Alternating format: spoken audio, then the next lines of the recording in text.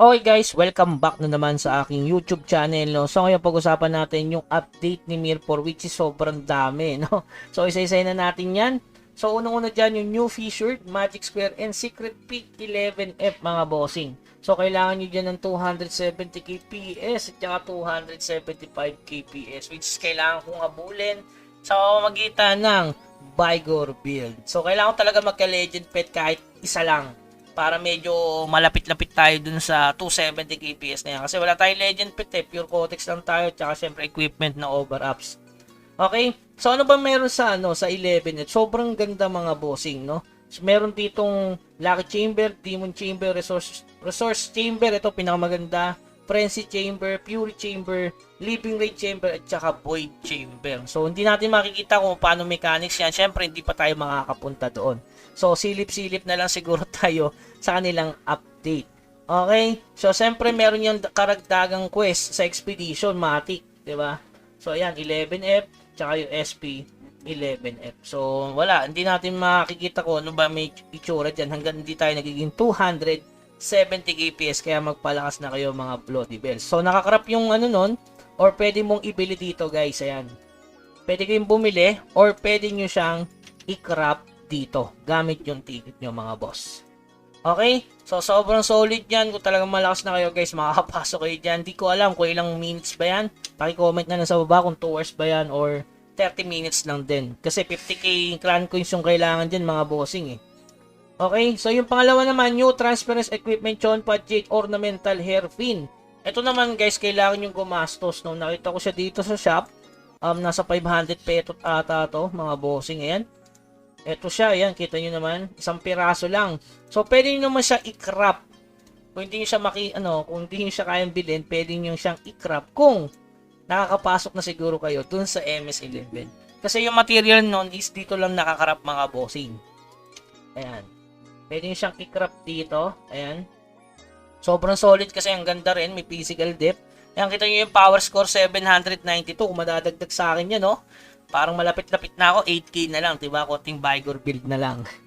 Okay, so yung pangatlo, ito 1000D Celebration Event. So, yun yung sobrang daming event nila, no? Isa-isa na natin yan. Siyempre, yung 7 days check-in, di mawawala. Yung magpupulot ka ng, itong coin na to, which is 14,000 hanggang May 27. Kung absent ka ng isang araw, 13,000 na lang yung mafa-farm mo. Okay, so ipapalit nyo yan sa pangatlong event nila, which is yung Dragon Blessing. Okay, punta lang sa event NPC, tapos TP lang kayo dito. Diyan yung mabibili. Yung regarding sa 10k, di ba? Regarding dun sa 10k, ayan. Pakita ko na lang sa screen ko ano yung mga laman yan. Ayun yung mga laman mga bossing, puro summon. Tapos, ang problema kasi guys, kung bibilin mo to, tsaka to, 13,000 na yan. So, 1,000 na lang yung kulang. Ang problema kasi, ito, sureball epic.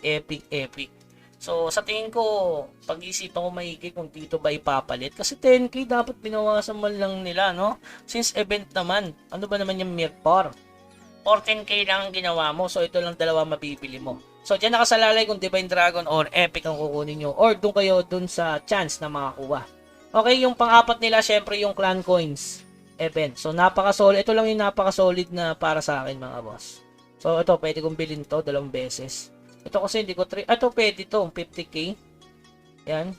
Makakuha ka ng Epic, tsaka Eternal Snow Panax. At ito ang Budol, yun yan. So, itong dalawa lang na to. Okay, yun yung Clan Coins, at tsaka yung Divine Dragon Surprise.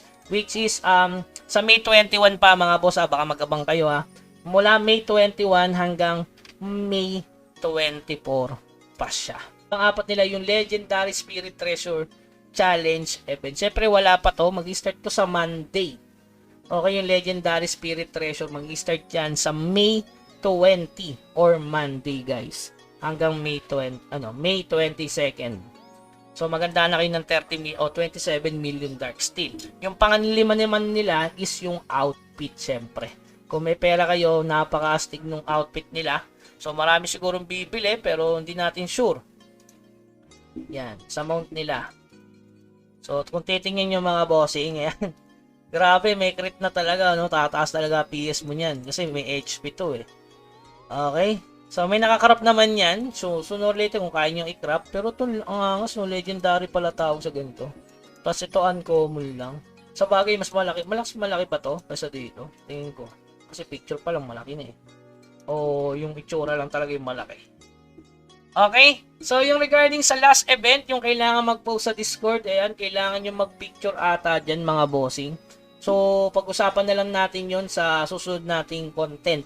Paano sumali doon sa kanilang event sa Discord. Okay, na kailangan yung i-post. Parang yung talon-talon dati, kung naalala nyo.